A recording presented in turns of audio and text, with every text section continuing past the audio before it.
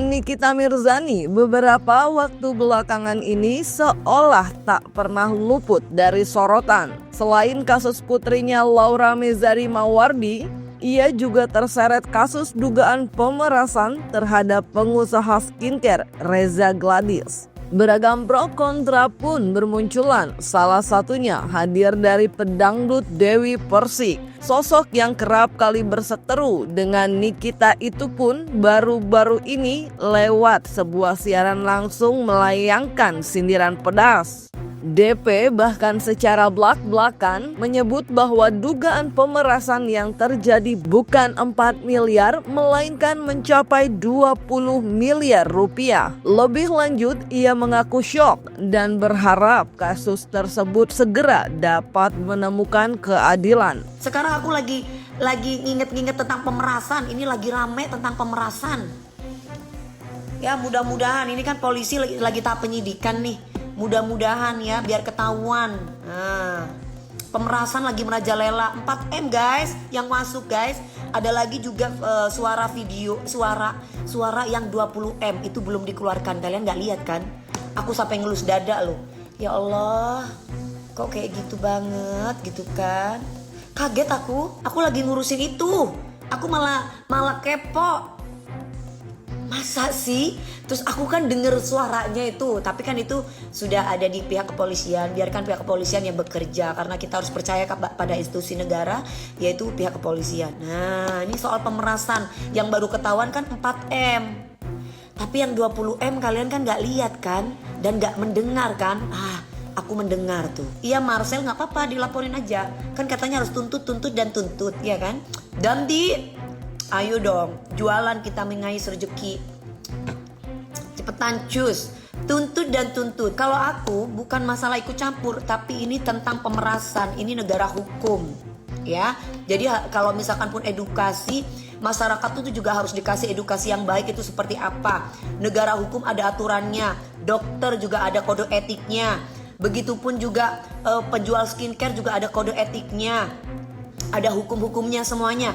Tidak boleh sembarangan. Kalau kamu gak mau mengikuti peraturan-peraturan yang ada di Indonesia, kamu tinggal di hutan.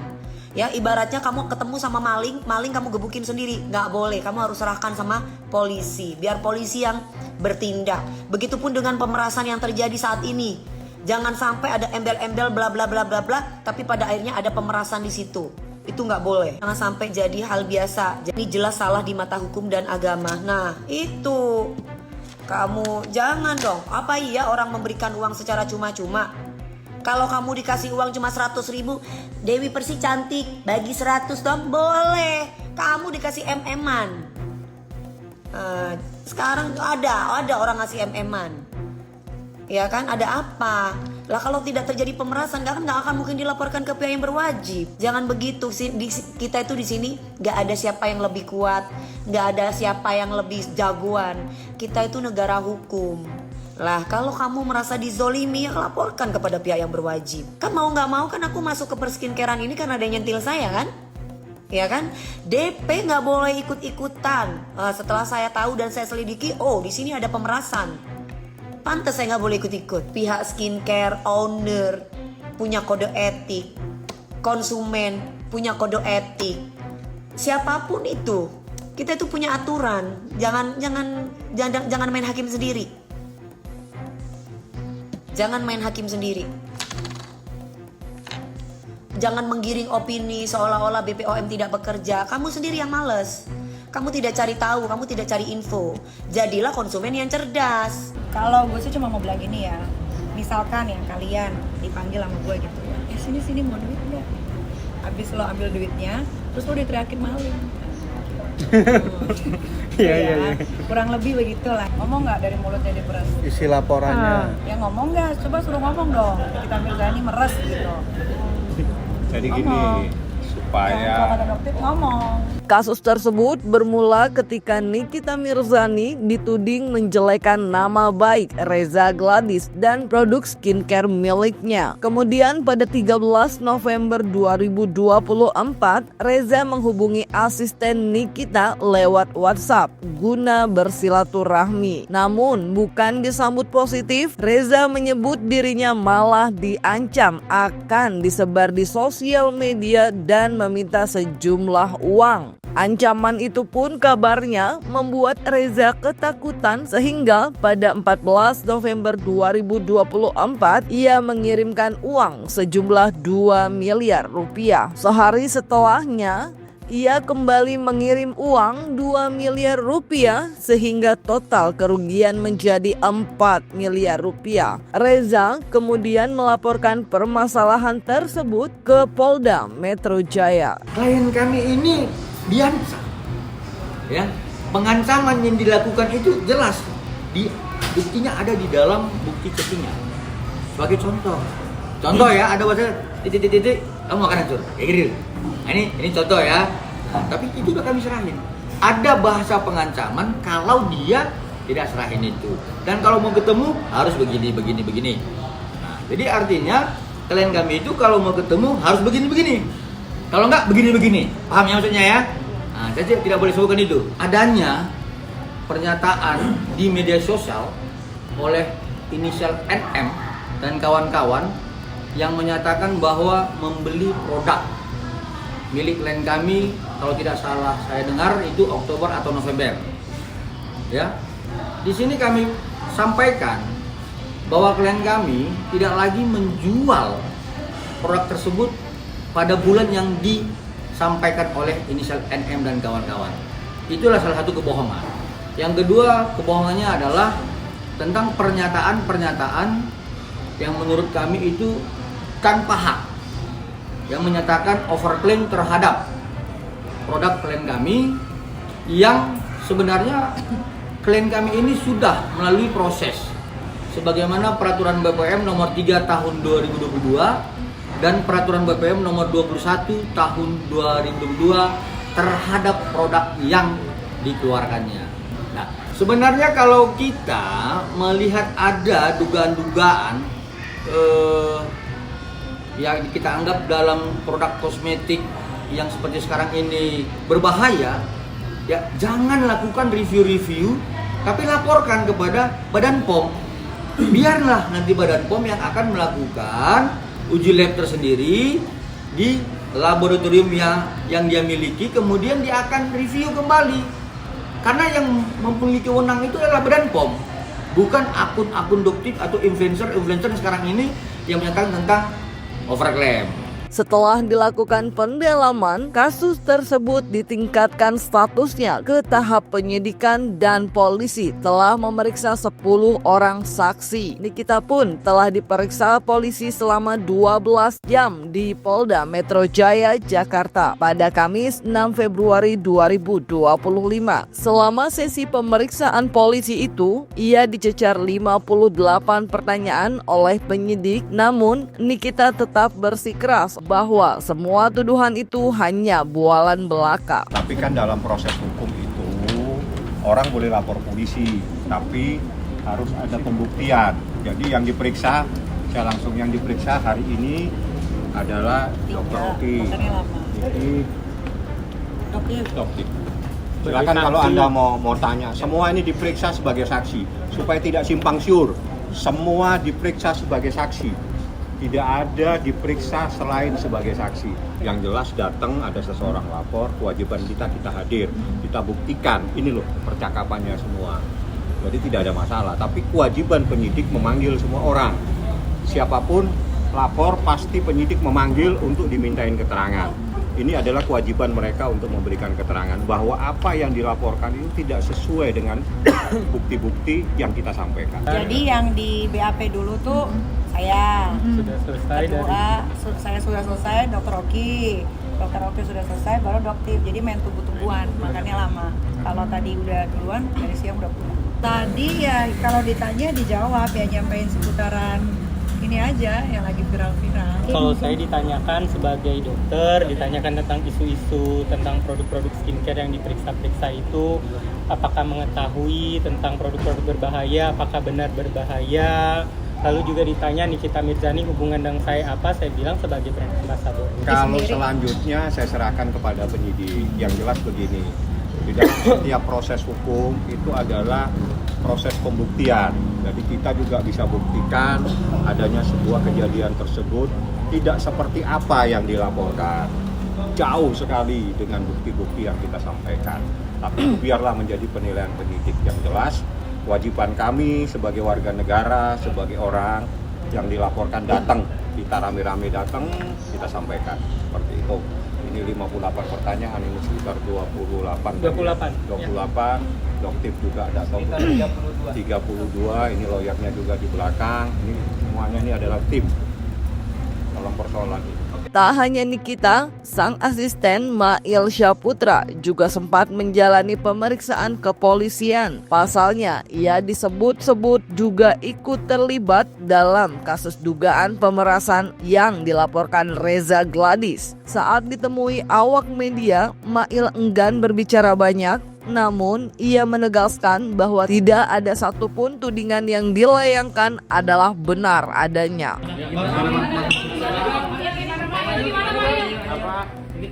Alhamdulillah. Ayo, gimana pemeriksaan hari ini? Mail gimana ya Mas hari ini? Bang Pamit tadi berapa pertanyaan, Mail? Iya Bang, gimana Bang? Jadi mana gimana? Bang, ayo. Gimana ya?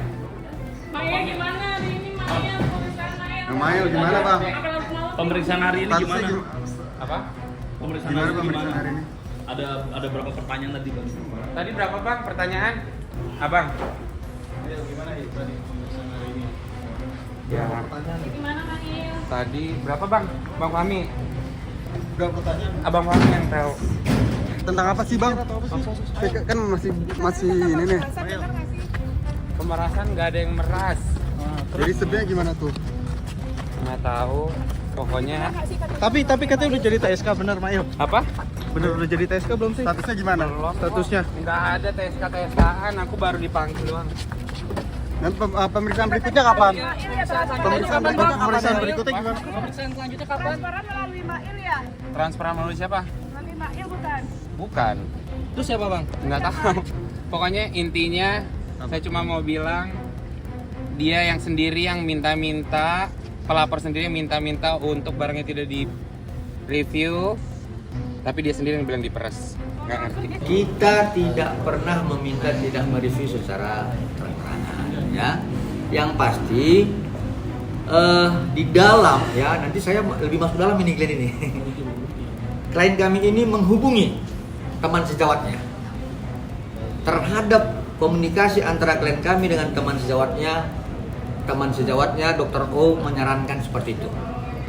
Nah, seperti apa saran dia? Biar nanti penyidik mendalami ya. Klien kami sebagai teman sejawatnya menghubungi teman sejawatnya yaitu Dr. O untuk meminta saran, dan itu diatur. Biasa aja, nggak shock lah. Ngapain dia shock? Dia udah terbiasa yang lebih hebat aja. Dia Cuma lucu aja gitu, ada orang kayak begitu tuh lucu aja. Tapi kamu sendiri kenal deket banget, seberapa deket? Nggak kenal, nggak mau tahu, nggak mau dekat. Tapi maunya nge-review.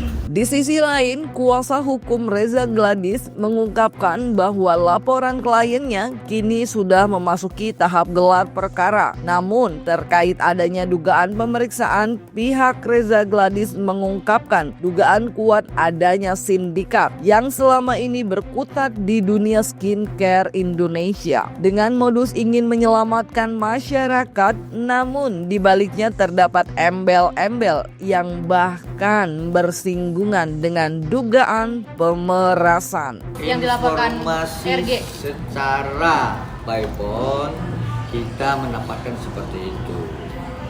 Kalau kemudian gelar perkaranya berlangsung atau ditunda, saya belum dapat info lanjutan. Seperti itu. Sebelumnya kan sudah saya sampaikan, kami menduga kuat ini sepertinya ada sindikat, ya, yang tersistematis dan masif dengan istilah melakukan penyelamatan kesan masyarakat dan memakai bahasa overclaim. Ya, jadi kalau kaitannya dengan pemerasan, ya dugaan kami ini adalah sindikat.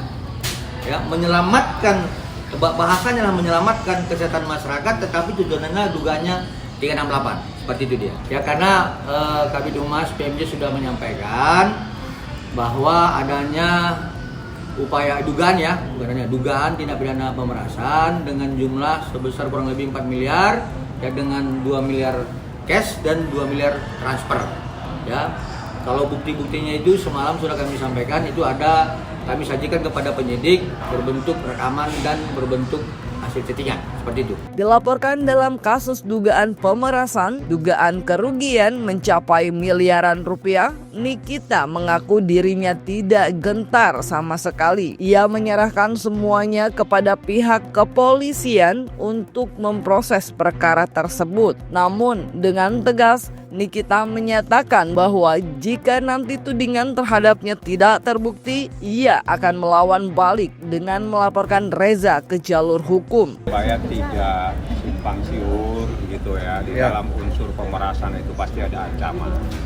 Yang kedua, tidak mungkin ada komunikasi, oke, yang terbaik sekian. Ini sebetulnya adalah endorse ya. Ya, bukan saja dalam percakapan itu terbukti dia minta tolong dalam tengah waktu 1 tahun dia cari-cari. Bagaimana caranya bisa ketemu Niki? Niki bisa ceritakan itu. Setahun minta diperpanjang nanti. Itu ada kok percakapannya. Jadi apa yang menjadi perame selama ini itu tidak seperti apa yang ada dalam proses pemeriksaan tadi. Jauh.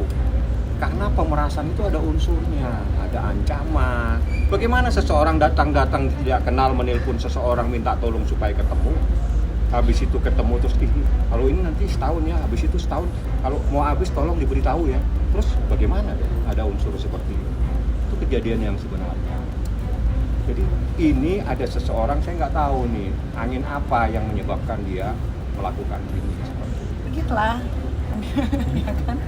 Katanya digigit kan, ya kalau gitu gigit lagi. Tapi biarin proses ini berjalan, biar terang benderang, biar orang tuh belajar juga gitu kan, bahwasanya kalau ingin melaporkan itu ya laporannya harus yang jelas gitu kan. Jangan cuman karena diduga ada minta bantuan siapa, laporan yang harusnya tidak ada diada-adain. Ya, makanya biarin aja proses ini jalan, biar puas yang laporin ya kan. Kan sayang nanti udah keluar nominal laporannya nggak diterima, kan sayang. Biarkan aja dulu, biarin aja dulu prosesnya ini berjalan ya kan, biar nanti sampai ada pembuktian.